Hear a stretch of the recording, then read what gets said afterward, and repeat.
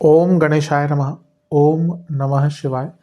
मैं निखिल ज्योतिष आचार्य आप सभी का मेरे चैनल पर पुनः स्वागत करता हूं। आशा करता हूं कि आप सभी स्वस्थ होंगे। महादेव की कृपा आप सभी पर सदैव बनी रहे। ये वीडियो मकर यानी कि कैप्रिकॉर्न के लिए बहुत विशेष है, क्योंकि वीडियो है आने वाले सप्ताह यानी कि 10 मार्च से 16 मार्च 2025 के साप्ताहिक राशिफल के बारे में। कैसा रहेगा आने वाला सप्ताह मकर के लिए यानी कि कैप्रिकॉर्न के लिए। जो मेरा साप्ताहिक राशिफल होता है वो प्रमुखतः चंद्रमा और उनकी गति पे आधारित होता है। चंद्रमा एक बहुत विशेष ग्रह है और उनकी विशेषता ये है कि वह जिस भी भाव में बैठते हैं उसको बहुत प्रभावित करते हैं, उसको बहुत एक्टिवेट कर देते हैं। मन के कारक है। उनकी विशेषता ये भी है कि डे टू डे एक्टिविटीज़ को बहुत इम्पैक्ट करते हैं। इसीलिए कहीं ना कहीं साप्ताहिक राशिफल की जो विशेषता है वो बहुत बढ़ जाती है। किस प्रकार से आने वाले सप्ताह को थोड़ा समझें, थोड़ा जानें, थोड़ा सा महसूस करें, थोड़ा सा ये जानने की कोशिश करें कि क्या संभावित अच्छा या बुरा हो सकता है।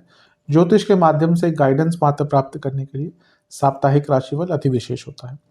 यदि आपकी लग्न राशि या चंद्र राशि मकर है, दोनों ही गाइडेंस के लिए इस राशिफल को देख सकते हैं।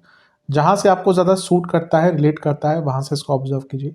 व्यक्तिगत तौर पे मेरा मानना है कि लग्न राशि से देखेंगे तो अच्छा है। इनकेस आपको नहीं पता अपनी लग्न राशि, तो आप अपनी चंद्र राशि से भी इसको ऑब्जर्व कर सकते हैं। तो शुरू करते हैं अत्यंत महत्वपूर्ण राशिफल का।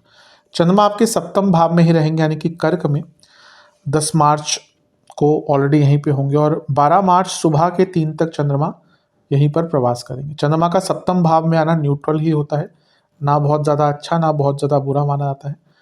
लेकिन यहाँ पर क्योंकि वो स्वराशि के हैं, केंद्राधिपति हैं, तो ये राजयोग बनता है। केंद्र का स्वामी केंद्र में, तो राजयोग बनता है, तो अच्छा है, कोई बहुत ज़्यादा बुरा प्रभाव नहीं है। यहाँ पर राहु की दृष्टि भी है चंद्रमा पर। अब ये राहु बहुत सारे ग्रहों के प्रभाव में है। राहु शुक्र के प्रभाव में जो उच्च के हैं, और शुक्र आपके लिए योग कारक ग्रह है। तो यहाँ पर दिख रहा है कि काम त्रिकोण में चंद्रमा है, तो हफ्ते के शुरुआती भाग में ही कोई काम आपका पूरा होता हुआ दिख रहा है। कुछ कार्य में जो बाधाएं आ रही थी वो दूर होती हुई दिख रही है। किसी इच्छा की पूर्ति भी दिख रही है। ये बुध और शुक्र की मिलन भी है। नीच भंग राजयोग भी बन रहा है या नीच भंग योग बन रहा है। राहु का प्रभाव है, हिम्मत भी रहेगी, कुछ अलग करने का मौका भी मिलेगा। तो आपके लिए हफ्ते का शुरुआती भाग ठीक है। बस थोड़ा सा अपने मैरिड लाइफ को लेकर और अपनी इमेज को लेकर कॉन्शियस रहेगा। अदरवाइज हफ्ते का ये जो भाग है ये अच्छा ही है। नवांश कुंडली बता रही है कि सकारात्मक रूप से हफ्ते के शुरुआत होगी। अब आगे क्या है थोड़ा सा कठिन है, लेकिन एटलीस्ट हफ्ते का शुरुआती भाग तो आपका अच्छा रहेगा। दशांश कुंडली बता रही है कि कार्य क्षेत्र में लाभ हो सकता है। प्रमोशन आदि की अगर इस टाइम बात चलती है तो कुछ लाभ मिल सकता है। बिजनेस में कुछ खर्चे बढ़ेंगे लेकिन लाभ होगा। लव लाइफ में सौम्यतापूर्ण बातचीत कीजिएगा अपने पार्टनर से, उसकी बहुत आवश्यकता दिख रही है। वैवाहिक जीवन में झगड़े हो सकते हैं, बातचीत बंद हो सकती है। स्टूडेंट्स, भाग्य का बहुत साथ मिलेगा। कुछ कार्यों को पूर्ण करने के लिए बहुत शुभ समय है। जहाँ तक सेहत की बात है, कफ रोग, लिवर के रोग, किडनी संबंधित रोग तंग करेंगे। सर्वाष्टक में आपका 12वां घर पर ही है। थोड़े खर्चे आपके हफ्ते के शुरुआती भाग में बढ़ सकते हैं।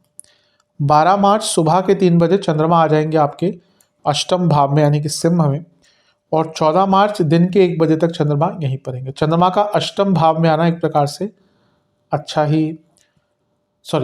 नहीं माना जाता है। अष्टम के चंद्रमा बहुत व्याकुल करते हैं, बहुत परेशान करते हैं, बहुत सेंसिटिव हो जाते हैं, और उनकी जो संवेदनशीलता है उसको और क्या बढ़ाएगा, सूर्य का प्रभाव, क्योंकि पूर्णिमा युक्त हो गए। अब अच्छे जगह पर पूर्णिमा युक्त चंद्रमा अच्छा रिजल्ट देंगे, लेकिन अष्टम में वो चंद्रमा भले ही पूर्णिमा युक्त हो गए, उनकी संवेदनशीलता बढ़ जाती है, तो बहुत व्याकुल रहेंगे, बहुत परेशान रहेंगे, बहुत चिंतित रहेंगे, गलत निर्णय ले सकते हैं, गलत लोगों के प्रभाव में आ सकते हैं। रही सही कसर शनिदेव भी पूरी कर देंगे। अब शनिदेव क्या है, विषदोष बना रहे हैं।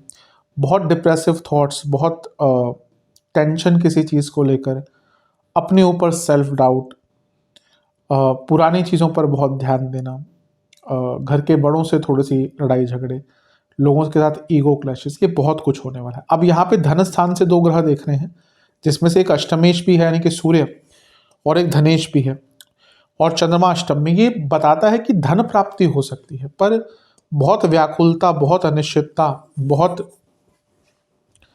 बहुत आवेश, बहुत मतलब कि मानसिक रूप से आपको बहुत ध्यान देना है, क्योंकि मैं क्यों कह रहा हूँ, क्योंकि अगला भी जो गोचर है ना वहाँ पे भी बहुत प्रभाव रहेगा। तो हफ्ते का शुरुआती भाग और उसके बाद जो समय है उसमें आप बहुत डिफरेंस पाएंगे।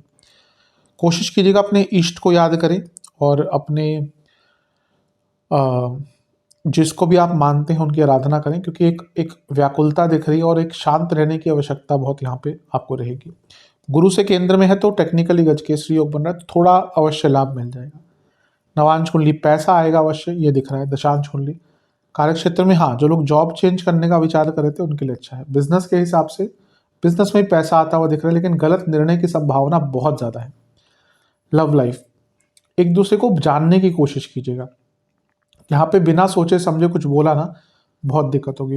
वैवाहिक जीवन में आगे की चीज़ों को लेकर बहुत झगड़े होंगे, क्योंकि शायद आप में से कोई ना कोई व्यक्ति या आप दोनों ही सेम पेज पे नहीं रहेंगे और दोनों के आइडियाज़ बहुत अलग रहेंगे। एक बड़ा वाद विवाद हो सकता है। स्टूडेंट्स की जहाँ तक बात है, कुछ नहीं समझ आ रहा तो किसी से हेल्प मांगिए। अपने ईगो में मत रहिए कि मैं सब कुछ खुद करूँगा या करूँगी। सेहत के अनुसार इन्फेक्शन, हड्डियों के रोग, रक्त विकार और नसों के रोग तंग करेंगे। सर्वाष्टक में आपका 12वां घर बली है। कुछ विदेश संबंधित कार्य अटक रहे तो पूर्ण हो सकते हैं। 14 मार्च दिन के 1 बजे चंद्रमा राशि बदलेंगे और आपके नवम भाव में आ जाएंगे, यानी कि कन्या में, और सप्ताह के अंत तक यहीं पे रहेंगे। अब इस दिन क्या होगा, सूर्य का गोचर भी हो जाएगा और फिर पूर्णिमा योग दोबारा आपका बन गया।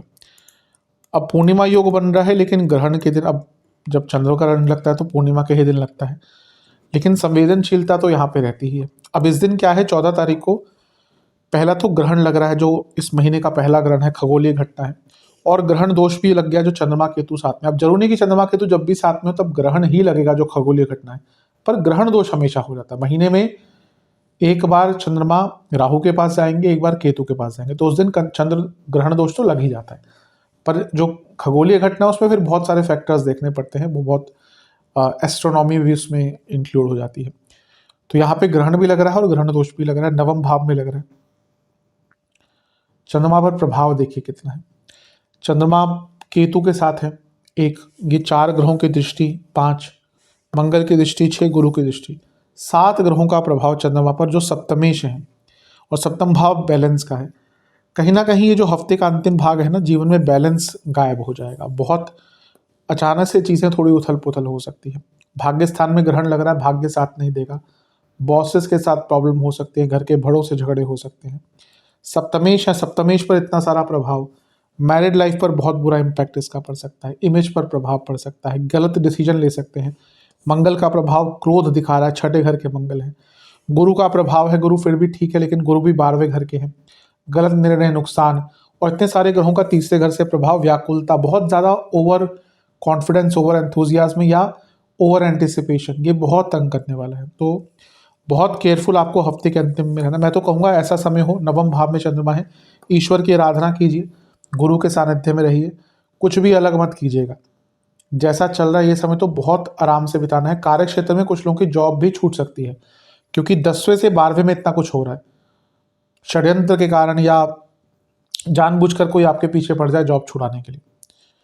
बहुत संवेदनशील टाइम है। नवांश कुंडली बता रही है यहाँ पे कई सत्य भी आपके सामने उजागर होंगे। दशांश कुंडली कार्य क्षेत्र में आराम से, बहुत आराम से बोलिएगा, कोई लड़ाई झगड़े नहीं करने। बिजनेस में कोई नई डील मत कीजिएगा, हो सकता है कोई नई डील आए आपके पास, आपको बच के रहना है। लव लाइफ की जहाँ तक बात है, सपोर्ट की आवश्यकता दिख रही है पार्टनर के लिए, तो उनका सपोर्ट कीजिएगा। वैवाहिक जीवन में बहुत झगड़े होंगे, एक्सेप्ट नहीं कर पाएंगे एक दूसरे को, एक्सेप्टेंस की कमी दिख रही है। स्टूडेंट्स, आपको थोड़ा सा ना फ्यूचर के बारे में सोचना पड़ेगा, आपकी प्लानिंग सही तरीके से नहीं जा रही, ये समय प्लानिंग पे दीजिएगा। सेहत के अनुसार इन्फेक्शन, गले के रोग, नसों के रोग, डायबिटीज़, हड्डियों के रोग। सर्वाष्टक में आपका 12वां घर बली है, जो बता रहा है कि खर्चे बहुत बढ़ सकते हैं हफ्ते के अंतिम भाग में। उपाय के स्वरूप में शनि चालीसा और हनुमान चालीसा का 2-2 बार पाठ करके दोनों ही देवता को 1-1 सरसों के तेल का दिया अर्पण कीजिएगा। आशा करता हूँ कि वीडियो काम आएगी। चैनल पर नहीं है सब्सक्राइब कीजिए, वीडियो को लाइक कीजिए। मिलता हूँ अगली वीडियो में, तब तक के लिए ओम नमः शिवाय।